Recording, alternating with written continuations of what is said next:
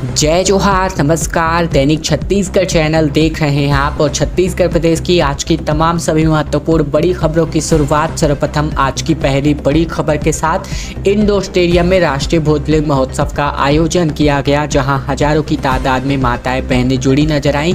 बीते दिन राजधानी रायपुर के सरदार बलबीर सिंह जुनेजा इंडोर स्टेडियम में राष्ट्रीय भोजली महोत्सव का आयोजन किया गया, जिसमें हजारों की तादाद में मुख्यमंत्री भूपेश बघेल के सहित महिलाएं शामिल हुई। भोजली महोत्सव भक्ति भाव से पूरी तरीके से ओतप्रोत रहा, जिसमें पारंपरिक भोजली गीत की धूम रही। कार्यक्रम में प्रदेश के दूर दराज इलाकों से पधारे हुए आदिवासी बड़ी संख्या में पहुंचे थे, जहां माताएं और बहनें काफ़ी ज़्यादा उत्साहित नजर आईं। और इस प्रकार के भोजली महोत्सव का आयोजन, राष्ट्रीय भोजली महोत्सव का आयोजन छत्तीसगढ़ के रायपुर में बड़े ही भक्ति भाव से किया गया। जल्दी भूपेश कैबिनेट की बैठक होने वाली है, जिसमें कई महत्वपूर्ण बड़े फैसले पर मुहर लगाई जा सकती है। विधानसभा चुनाव के पहले लगातार कांग्रेस की बैठकों का दौर जारी है और ऐसे में 2 सितंबर को मुख्यमंत्री बघेल की बैठक होने वाली है कैबिनेट की, और इसी दिन राहुल गांधी राजधानी में युवा संवाद सम्मेलन को संबोधित करने वाले हैं। इस बैठक में विभिन्न विषयों को लेकर के चर्चा होगी और युवाओं से संबंधित कई बड़े फैसलों पर मुहर भी लग सकती है। इसके अलावा भी संविदा कर्मचारियों के नियमितीकरण, धान खरीदी, आरक्षण विधेयक पर भी चर्चा, शहरी क्षेत्र में आबादी पट्टे को लेकर भी काफी बड़े बड़े निर्णय चुनाव के मद्देनजर यहां पर लिए जा सकते हैं। 5 लाख पार्थिव शिवलिंग का महाअभिषेक किया गया। 11,000 रुद्राक्ष से शिव का श्रृंगार किया गया। रुद्राभिषेक में प्रदेश भर से श्रद्धालु यहां पर शामिल हुए थे। खबर बिलासपुर जिले के रतनपुर स्थित श्री सिद्ध तंत्र पीठ भैरव मंदिर से, जहां सावन के पहले दिन 2 माह तक 5 लाख पार्थिव शिवलिंग बनाया गया, जिसका मंगलवार को महाअभिषेक किया गया। भगवान भोलेनाथ का 11,000 रुद्राक्ष की माला से श्रृंगार करके रुद्राभिषेक किया गया। भद्रा के कारण गुरुवार को पूर्णाहुति के बाद अमरकंटक के मां नर्मदा नदी में इनको विसर्जित किया जाएगा। इसके अलावा पंडित जागेश्वर अवस्थी के मुताबिक महाअभिषेक में प्रदेश भर के श्रद्धालुओं ने हिस्सा लिया था और इस दौरान उन्होंने अपनी कामनाओं की पूर्ति के लिए भगवान शिव के नाम मिट्टी से पार्थिव शिवलिंग का निर्माण किया। आयोजन का मुख्य उद्देश्य जन कल्याण एवं विश्व कल्याण की भावना को लेकर था।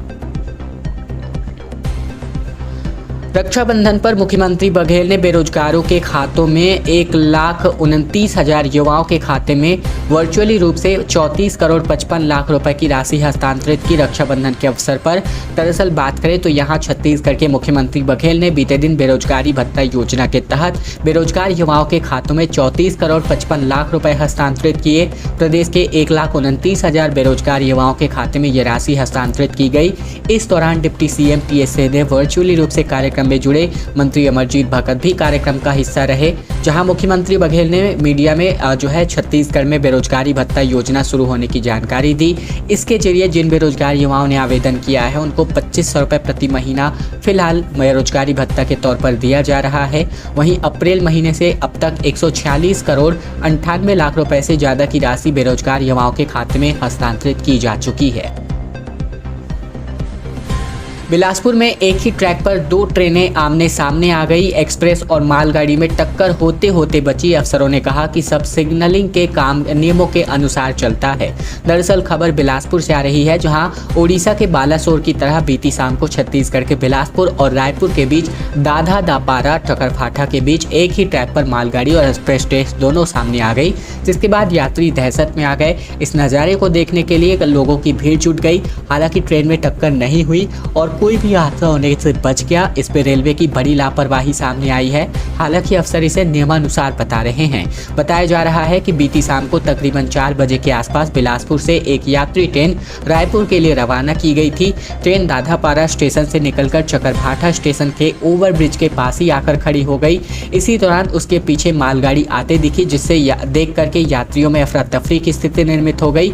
सभी ट्रेन से नीचे उतर आए और जून माह में इसी तरह बालासोर में एक ही ट्रैक पर सुपरफास्ट एक्सप्रेस और मालगाड़ी के साथ ही 3 गाड़ियों की टक्कर होने की वजह से 288 लोगों की मौत हो गई थी और 900 से ज़्यादा लोग घायल भी हुए थे।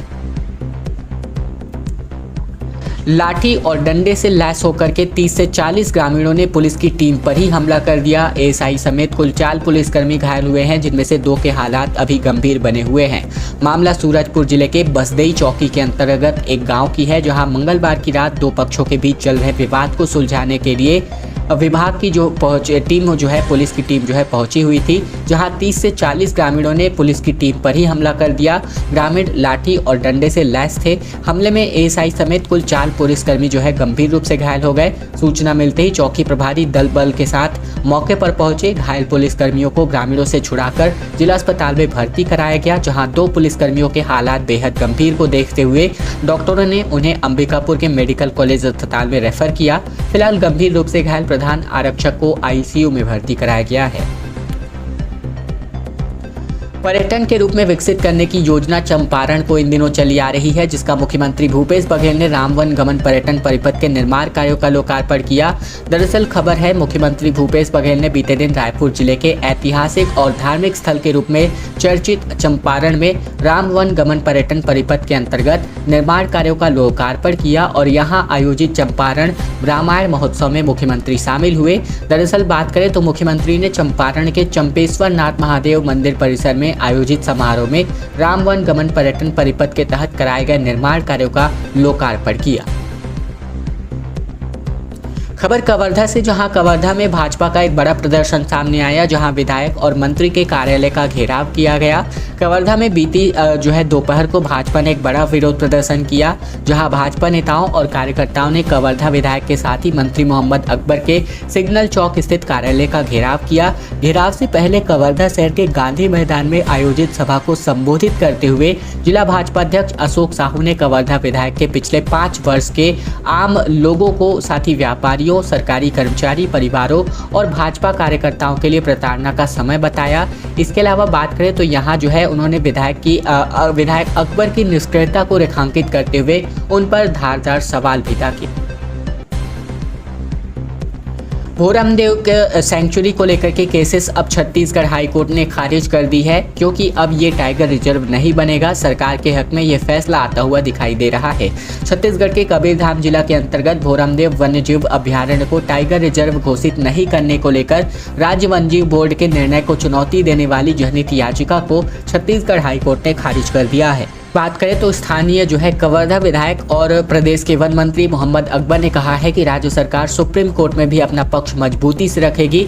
इसके अलावा बात करें तो यहाँ छत्तीसगढ़ की तत्कालीन भारतीय जनता पार्टी सरकार द्वारा राज्य वन्यजीव बोर्ड की नवी बैठक 23 मई 2017 को कबीरधाम के भोरमदेव वन्यजीव अभ्यारण्य को टाइगर रिजर्व घोषित करने के लिए सैद्धांतिक स्वीकृति के तौर पर की गई थी और इसके बाद 14 नवंबर 2017 को राज्य वन्यजीव की 10वीं बैठक में ये अनुशंसा की गई कि भोरमदेव अभ्यारण्य को टाइगर रिजर्व घोषित किया जाए। और अब खबर रायपुर से आ रही है, जहां विधायक कार्यालय का घेराव करने के लिए भाजपाइयों से कांग्रेसियों से मारपीट हो गई है। दरअसल सारंगढ़ बिलाईगढ़ जिला सरसीवा में भाजपाइयों द्वारा कांग्रेस विधायक कार्यालय का घेराव किया गया, जहां कांग्रेस और भाजपा कार्यकर्ताओं के बीच जमकर हाथापाई और जमकर मारपीट हो गई। दोनों दलों के नेताओं ने एक दूसरे के खिलाफ गंभीर आरोप लगाए। लोगों का कहना है कि पुलिस प्रशासन द्वारा अगर बैरिकेडिंग्स बनाकर भाजपाइयों को रोकने का प्रयास किया जाता तो ये घटना नहीं होती। भाजपाई तकरीबन 1000 की संख्या में विरोध स्वरूप विधायक कार्यालय का निवास का घेराव करने जा रहे थे। उधर कांग्रेस के कार्यकर्ता डीजे के धुन में अपने कांग्रेस कार्यालय के सामने पेट्रोल, डीजल और गैस सिलेंडर की 300 से लेकर 1200 तक सिलेंडर के दाम बढ़ जाने के कारण केंद्र के नरेंद्र मोदी सरकार के खिलाफ नारेबाजी कर रहे थे, जिसे देखकर भाजपा के कार्यकर्ता आक्रोशित हो गए और विधायक के खिलाफ भ्रष्टाचार का आरोप लगाते हुए जोर जोर से नारेबाजी करने लगे। और अब खबर आ रही है फसल बीमा योजना को लेकर, जहां किसानों को लाभ नहीं मिल पा रहा है। हालांकि प्रीमियम की राशि उनके खातों से काट दी जा रही है और ये प्रीमियम राशि किसके पास जा रही है इसकी कोई जानकारी नहीं है। दरअसल छत्तीसगढ़ डोंगरगढ़ के विकास खंड के अंतर्गत आने वाले ग्राम नवागांव के तकरीबन 250 किसानों ने अपने 2022 से आज तक फसल बीमा योजना के लाभ नहीं मिलने को लेकर शिकायत दर्ज की, जहाँ प्रदेश के मुखिया अपने आप को किसान पुत्र कहते हैं और किसान हितों में कई योजनाएं भी चला रहे हैं, लेकिन दूसरी तरफ किसान हताहत होते नजर आ रहे हैं और देखा जाए तो धरातल पर कुछ और नजर आ रहा है। इसका जिम्मेदार कौन है? क्या प्रशासनिक अधिकारी या कर्मचारी? अगर दोषी है तो सरकार इन पर कार्यवाही क्यों नहीं करती? इन तमाम बातों को लेकर के ग्रामीणों का कहना है कि साल 2022 से उनके खाते में बीमा प्रीमियम की राशि तो कट रही है, लेकिन उनको बीमा का लाभ नहीं मिल पा रहा है। वहीं अपनी समस्याओं को लेकर के कई बार अधिकारी और कर्मचारियों के पास ये किसान गए हुए हैं, लेकिन कोई समाधान इनके लिए नहीं किया जा रहा है। इसके बाद फसल बीमा योजना से वंचित ग्रामवासी अपनी समस्या को लेकर रायपुर कृषि विभाग गए। तब अधिकारियों ने बताया कि आपकी फसल बीमा प्रीमियम की राशि हमारे पास आज तक नहीं पहुंची है। तो ऐसे में सवाल उठता ये है कि आखिरकार इनकी प्रीमियम की राशि इनके खातों से काटी जा रही है, तो ये प्रीमियम की राशि कहां और किसके पास जा रही है। और अब खबर एक पत्र को लेकर जो कि काफ़ी ज़्यादा वायरल हो रहा है। वकील ने मुख्यमंत्री को पत्र लिखा है, जहां प्रदेश में हर शराब दुकान के पास पीने के लिए सरकारी इंतजाम करने की मांग रखी गई है। दरअसल छत्तीसगढ़ में शराब को लेकर लगातार जारी सियासत का दौर थमने का नाम नहीं ले रहा है। ऐसे में राज्य में शराबबंदी के वादे को लेकर कांग्रेस पार्टी सत्ता में आई। वहीं भारतीय जनता पार्टी ने पूरे 5 साल तक कांग्रेस सरकार से शराबबंदी की तारीख पूछ कर राजनीति रोटी सेकती रही, लेकिन प्रदेश में ना तो शराबबंदी हुई और ना ही आने वाले दिनों में इस दिशा में कोई ठोस पहल होती नजर आ रही है। लेकिन इन सबके भीतर एक प्रवक्ता जो है, जिन्होंने प्रदेश के मुख्यमंत्री और आबकारी मंत्री को चौंकाने वाला पत्र लिख दिया है। इस पत्र के माध्यम से अधिवक्ता मलय जहानी ने प्रदेश के शराब प्रेमियों की तकलीफ को व्यक्त किया है। श्री जहानी ने अपने पत्र में लिखा है कि छत्तीसगढ़ राज्य में जगह जगह पर शासकीय देसी और विदेशी शराब की दुकानें संचालित हैं, लेकिन शराब खरीदारों को शराब खरीदने के बाद बैठकर सुरक्षित तरीके से पीने के लिए कोई सरकारी भवन मौजूद नहीं है। ऐसे में भवन बनाने की मांग को लेकर इन्होंने मुख्यमंत्री को पत्र लिख डाला है। और अब खबर छत्तीसगढ़ कांग्रेस विभाग से, जहां कांग्रेस मीडिया विभाग की एक नई लिस्ट जारी हुई है, जिसमें 19 को प्रवक्ता, 39 को पैनलिस्ट बनाए गए हैं। नए चेहरों पर को भी मौका दिया गया है, जहां संयुक्त सचिवों की भी एक लंबी सूची दिखी जा रही है। छत्तीसगढ़ कांग्रेस ने मीडिया विभाग की एक नई सूची जारी की है और इसी के साथ ही संयुक्त सचिवों की भी नियुक्ति कर दी गई है। सूची में ज्यादातर पुराने और अनुभवी नेताओं को तरजीह दी गई है।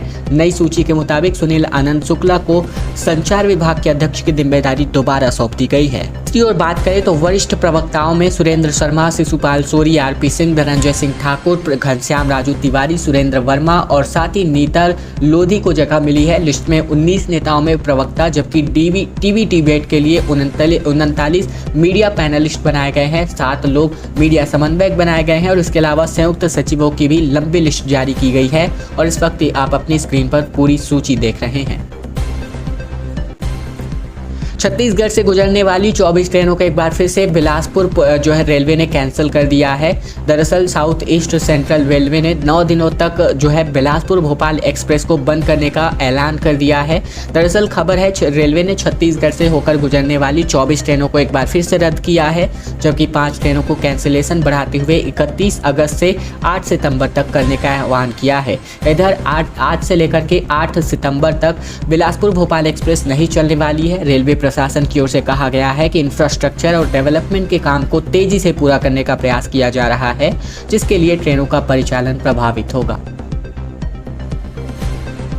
छत्तीसगढ़ में ईडी के डायरेक्टर का पुतला फूंका गया, जहां कांग्रेस ने ईडी ऑफिस का घेराव करके प्रदर्शन किया और कहा कि अफसर भाजपा के एजेंट बन गए हैं। दरअसल छत्तीसगढ़ की राजधानी रायपुर में युवा कांग्रेस ने ईडी के डायरेक्टर का पुतला फूंका। बीती शाम को ईडी ऑफिस का घेराव कर एक तरफा कार्यवाही करने का आरोप लगाया गया, जहां कांग्रेसियों ने जमकर नारेबाजी भी की। युवा कांग्रेस के प्रदेश अध्यक्ष आकाश शर्मा के नेतृत्व में सैकड़ों कार्यकर्ता ईडी दफ्तर पहुंचे। इस नेताओं ने कांग्रेस नेताओं के खिलाफ हो रहे ईडी की कार्यवाही को लेकर के विरोध जताया। फिर कार्यकर्ताओं ने ईडी के डायरेक्टर संजय कुमार मिश्रा का पुतला दहन किया। इस प्रदर्शन के दौरान आकाश शर्मा ने कहा कि ईडी भारतीय जनता पार्टी के एजेंट के रूप में काम कर रही है। ईडी लगातार कांग्रेस के नेताओं को परेशान करने के लिए छापेमारी कर रही है। 14 सीटों के लिए एक बार फिर से अलग रणनीति भाजपा बनाने वाली है, जहां 10 से 0 पर पहुंची भाजपा को एक बार फिर से खड़ा करने के लिए सरगुजा में अमित शाह 11 सर्वे करा रहे हैं। सरगुजा में 10 सीटों से 0 पर सिमटी भाजपा इस क्षेत्र की 14 सीटों के लिए अलग रणनीति बना रही है। यहां की केंद्रीय मंत्री अमित शाह का सबसे अधिक फोकस है। दिसंबर 2022 से उनकी 11 सर्वे टीम इस क्षेत्र में काम कर रही है। इनमें से 5 सर्वे टीम अमित शाह की है, जबकि बाकी 6 टीमें विभिन्न एजेंसियों के माध्यम से काम कर रही हैं। ये सर्वे टीमें संगठन और ओम माथुर जेपी नड्डा के सर्वे से अलग है। हैरान करने वाली बात यह है कि इन 11 टीमों को भी एक दूसरे के बारे में पता नहीं है। इन लोगों ने सरगुजिया जैसे कुड़क जैसी बोली भी सिखाई गई है, जिससे ये लोग आम लोगों के बीच में जाकर ये पता कर सके कि भाजपा का जिताऊ उम्मीदवार आखिर कौन है। मुख्यमंत्री गहलोत ने मुख्यमंत्री भूपेश बघेल को पत्र लिखी है, जहां पर कोयला निकालने के लिए जल्द ही आवंटित भूमि को सौंपने की बातें कही गई हैं। राजस्थान में बिजली संकट का यहां पर दिलासा दिया जा रहा है।